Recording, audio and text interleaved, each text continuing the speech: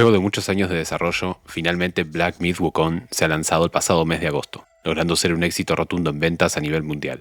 Este título representa un golpe en la mesa por parte de China en la industria de los videojuegos.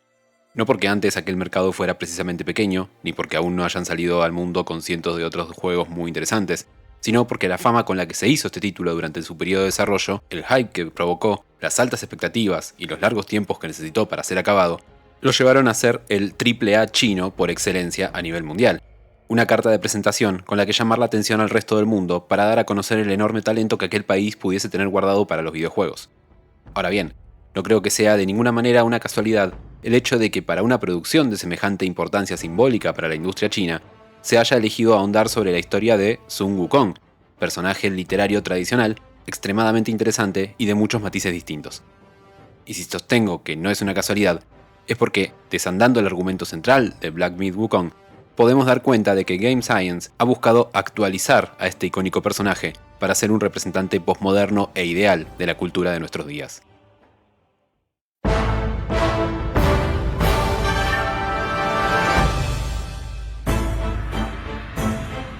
Ante todo es necesario contextualizar un poco el mensaje final que se le da al juego. El lore del mismo es realmente enorme, tomando no solo en consideración al relato original, sino también agregando otras figuras mitológicas chinas, por lo que es sumamente importante centrarse en aquello que querramos interpretar, intentando no perdernos en un mar de personajes y eventos distintos.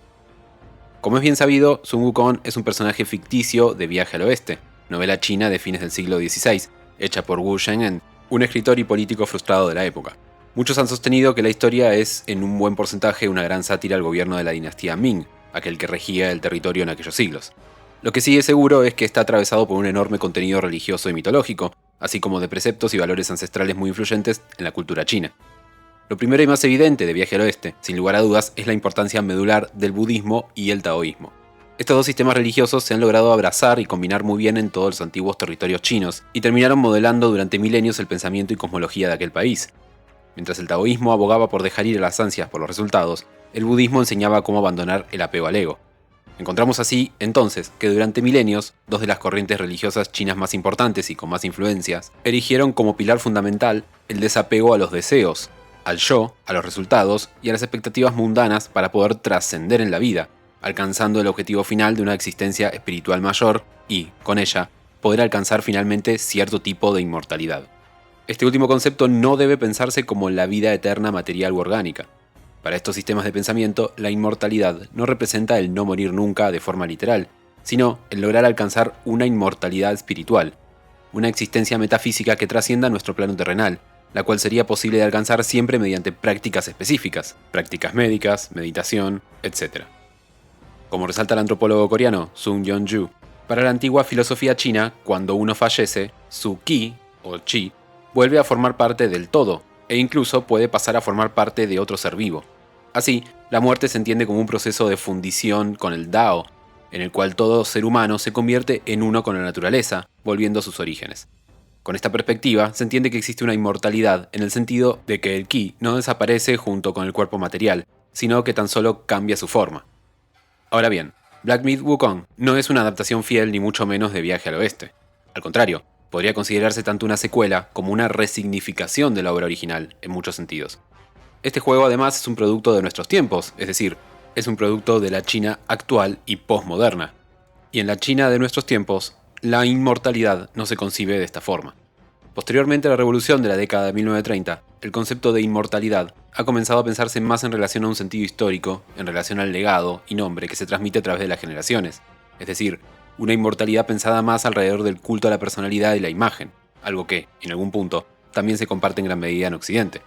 Es, en esencia, una inversión de aquellos ideales religiosos milenarios, en varios sentidos, ya que todo a lo que se aspira y todo a lo que se prioriza en este último tipo de inmortalidad es precisamente todo aquello que se rechazaba antaño, las altas expectativas, los grandes deseos, los buenos resultados y especialmente el culto al ego y a la personalidad. Pero si bien la inmortalidad sigue cumpliendo un rol fundamental en la historia planteada por Black Myth Wukong, este título lleva el concepto de inmortalidad aún más lejos de todo aquello que se ha planteado hasta el momento. Aún manteniéndolas en vilo e integrándolas dentro de sí, el argumento de este juego deja en un segundo y tercer lugar a estas ideas de la inmortalidad desarrolladas hasta aquí. El objetivo principal en este título es el de buscar las reliquias perdidas de Sun Wukong, que, juntas, reconstruirían de alguna forma, espiritualmente hablando, al Rey Mono legendario, quien supuestamente ya habría muerto en el lore del juego. Pero el objetivo principal de este personaje siempre fue precisamente alcanzar la inmortalidad, por todos los medios posibles, y Black Myth Wukong no solo le da un final feliz al deseo del Rey Mono, sino que le otorga a este icónico personaje un nuevo tipo de inmortalidad, pensado y basado en nuestra forma de pensar la vida hoy en día.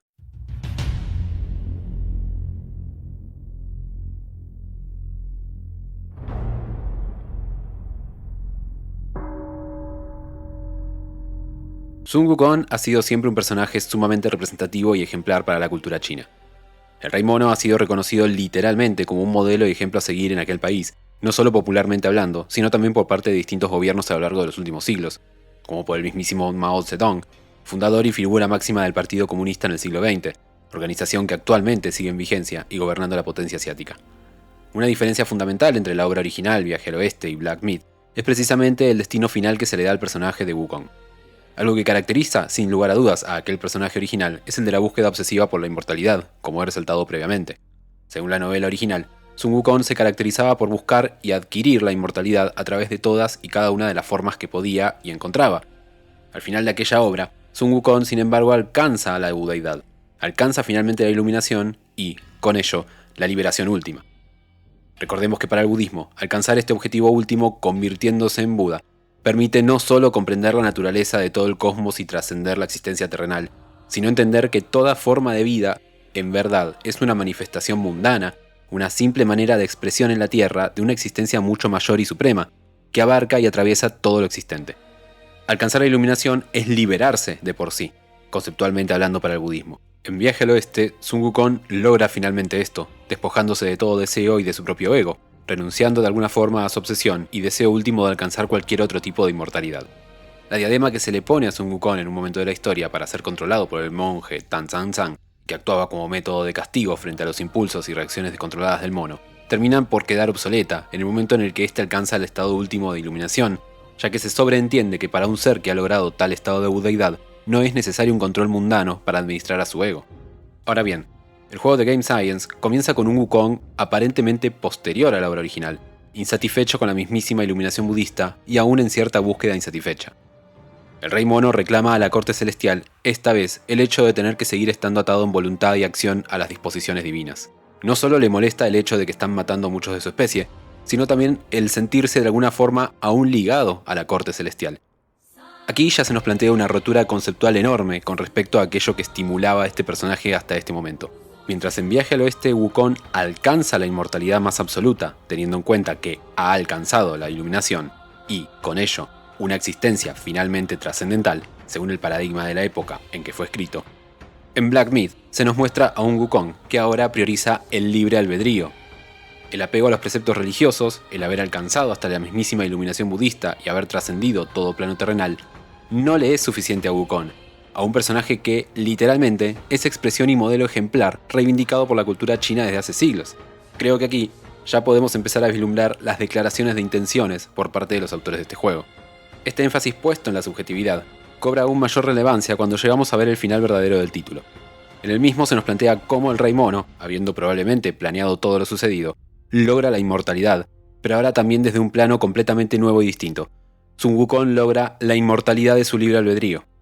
La transgresión que logra llevar a cabo Wukong ya no consiste solo en la inmortalidad metafísica y espiritual del budismo, ni en la histórica e iconoclasta de la modernidad. Aquellas ya las había conseguido incluso desde antes del inicio del juego, como se deja bien en claro. La nueva inmortalidad que logra el Rey Mono en este título es la de su propia voluntad y elección.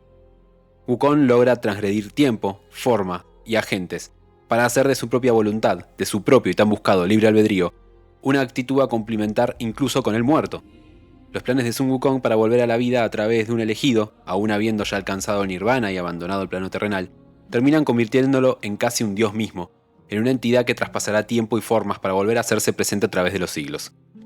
Es la prueba última de que incluso su voluntad, desafectada ya de todo límite, potencia y agente intermedio, se ha de cumplir a cualquier costo. Esta concepción de lo inmortal es, sin lugar a dudas, producto de nuestros tiempos actuales, en donde se prioriza e idealiza el libre albedrío, la voluntad propia, la libertad de elección sin excepciones y la búsqueda ilimitada al deseo, realzando a nuestro ego a un estado de deidad absoluta, poniendo al individuo como centro neurálgico de todas las cosas en la vida. Esta concepción no es particular del contexto chino actual, sino que es un rasgo cultural mundial.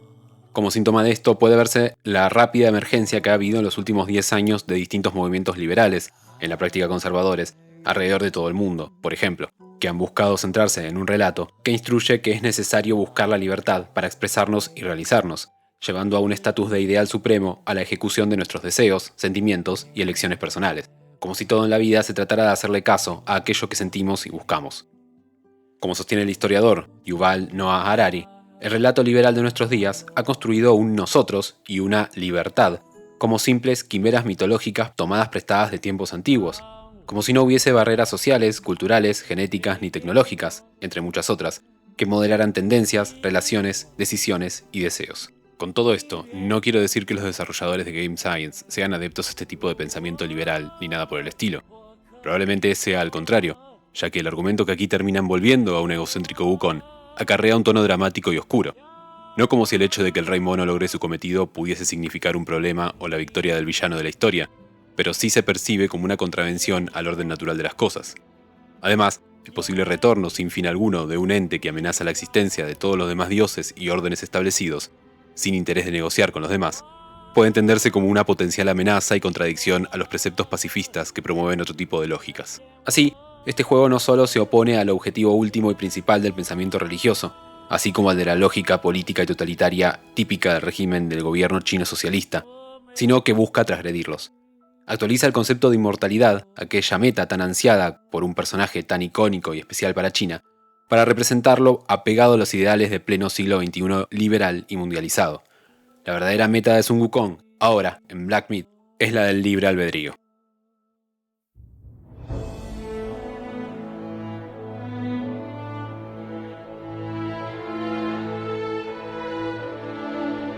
Hace 400 años, Wukong alcanzaba su meta logrando la budeidad. A principios del siglo XX, su nombre aún era reivindicado como un modelo histórico de comportamiento a seguir. Y hoy, el Rey Mono es un modelo de autorrealización a partir de su libre albedrío, a partir de despojarse de todo límite y lograr que sus voluntades superen tiempo, cosmos, espacio y agentes. Más allá del hermoso viaje épico y el enorme entretejido de personajes que encontramos a lo largo de la aventura, el juego no abandona nunca la figura de Sun Wukong, el objetivo principal que moviliza a nuestro elegido, y el final del título termina por ser extremadamente claro con aquello que no será posible comenzar a ver en sus primeras horas. Black Myth Wukong es la viva expresión del ideal del subjetivismo e individualismo. Se antagoniza a cierta imposición jerárquica y totalitaria con tintes y poderes religiosos, para poder demostrar la necesidad de rebelarse individualmente contra ella, para poder hacer emerger al sujeto en contra de un sistema opresor y que lo limita. Pero al final se nos deja en claro que la libertad de elección y la voluntad propia son capaces de transgredir toda restricción dominante. Al final, el libre albedrío debe ser la verdadera inmortalidad de nuestros días. Sin embargo, si este juego se titula Black Myth, es porque su tono está demarcado por cierta oscuridad, dada aquí precisamente por el egocentrismo de la figura principal de Wukong, cuyo afán de poder y trascendencia, siempre inacabada, termina por demarcarnos a un personaje misterioso, gris y que nuevamente, a pesar del paso de los siglos, aún puede ser resignificado. Game Science ha tomado prestado al Rey Mono legendario para reconstruirlo nuevamente como un modelo ideal posmoderno y compartirlo así con todo el resto del mundo, mucho más allá de sus fronteras nacionales, expandiendo aún más, a través del tiempo, una fábula que poco a poco va convirtiéndose en mito.